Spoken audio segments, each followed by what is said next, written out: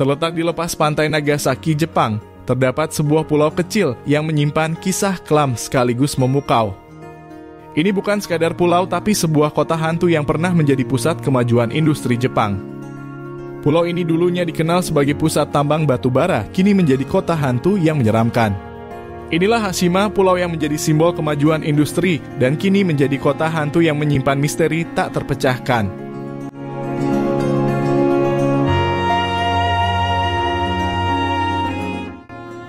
Pulau Hashima merupakan sebuah pulau kecil di Jepang yang terkenal karena sejarahnya yang unik dan mengerikan. Pulau ini memiliki nama lain, yaitu Gunkanjima, yang berarti pulau kapal perang. Nama ini diberikan karena bentuknya yang menyerupai kapal perang besar di tengah laut. Hashima terletak sekitar 15 km dari kota Nagasaki dan memiliki luas sekitar 6,3 hektar. Pulau ini pernah menjadi pusat industri pertambangan batu bara Jepang yang memegang peran penting dalam revolusi industri di negara tersebut. Pulau Hashima memiliki sejarah yang panjang dan menarik yang dimulai pada akhir abad ke-19. Pulau ini awalnya hanya sebuah pulau batu karang yang tidak berpenghuni. Pada tahun 1810, tambang batu bara ditemukan di bawah laut di sekitar pulau ini, tetapi pengembangan besar-besaran baru dimulai pada tahun 1887. Mitsubishi, perusahaan konglomerat Jepang yang terkenal, membeli pulau ini pada tahun 1890 dan memulai eksplorasi tambang bawah laut secara intensif. Batu bara dari Hashima menjadi salah satu sumber energi utama untuk mendukung revolusi industri Jepang. Untuk mendukung operasi tambang, Mitsubishi membangun pemukiman di pulau tersebut. Pada tahun 1916, apartemen beton pertama di Jepang didirikan di Hashima.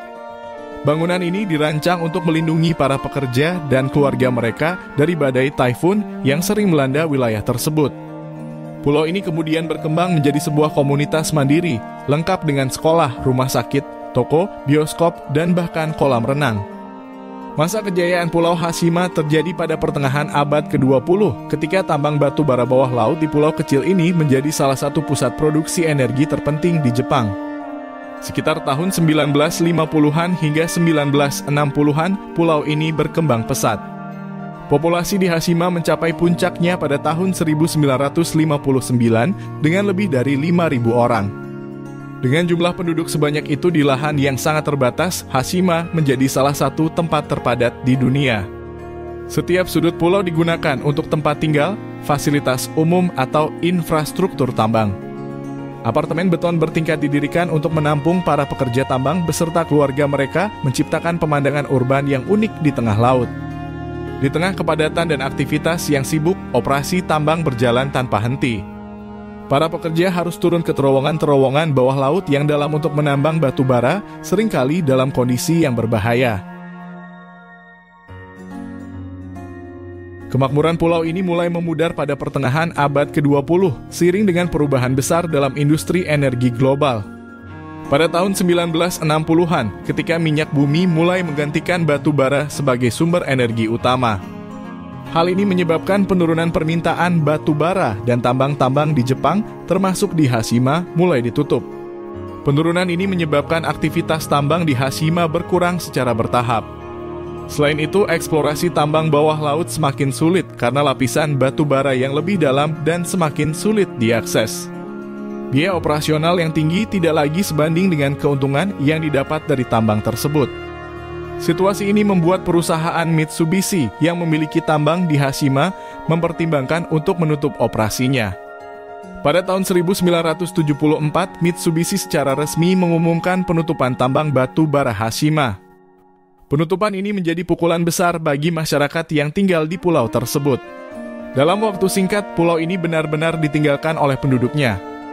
Para pekerja tambang dan keluarganya dipindahkan dan fasilitas-fasilitas di pulau ini dibiarkan kosong. Penutupan tambang tidak hanya memengaruhi aktivitas ekonomi di Hashima, tetapi juga meninggalkan warisan infrastruktur yang terbengkalai. Bangunan-bangunan beton yang dulu menjadi tempat tinggal ribuan orang, kini berdiri kosong dan perlahan-lahan rusak akibat cuaca dan paparan angin laut. Sejak saat itu Hashima dikenal sebagai pulau hantu dengan bangunan-bangunan beton yang hancur dan suasana yang sunyi. Pulau Hashima berdiri sebagai sebuah tempat yang sunyi dan terbengkalai. Suasana pulau yang dulunya penuh dengan aktivitas manusia kini berubah menjadi kosong dengan reruntuhan gedung yang memancarkan kesan misterius. Setelah ditinggalkan pada tahun 1974, tidak ada upaya besar untuk merenovasi atau memulihkan pulau ini. Bangunan-bangunan di Hashima mulai hancur secara perlahan akibat erosi laut, badai, dan kurangnya perawatan. Meski demikian, Hashima tetap menarik perhatian dunia. Pada tahun 2009, pemerintah Jepang membuka kembali pulau ini untuk kunjungan wisata terbatas. Wisatawan dapat mengakses beberapa bagian pulau melalui tur yang dipandu, meskipun sebagian besar area tetap tertutup demi alasan keamanan.